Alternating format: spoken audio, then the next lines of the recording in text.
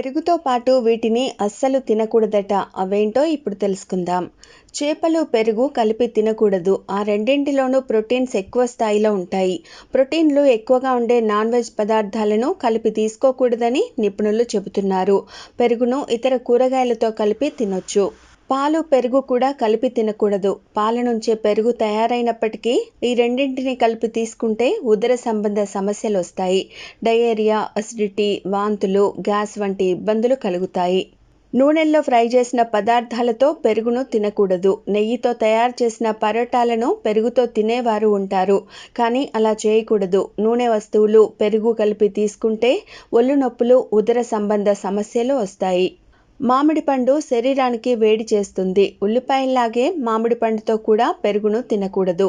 మామిడి, పాలను కలిపి తీసుకోవచ్చు, కానీ పెరుగుతో వద్దు. కొంతమంది పచ్చి ఉల్లిపాయలతో పెరుగు కలిపి రైతా చేసుకుని తింటారు. ఇలాంటి అలవాటు మీకు కూడా ఉంటే వెంటనే ఆపేయండి. పెరుగు చలవ చేసే పదార్థం. మరోవైపు ఉల్లి వేడిని కలిగిస్తుంది. ఈ రెండింటిని కలిపి తీసుకుంటే చర్మ సమస్యలు వస్తాయట.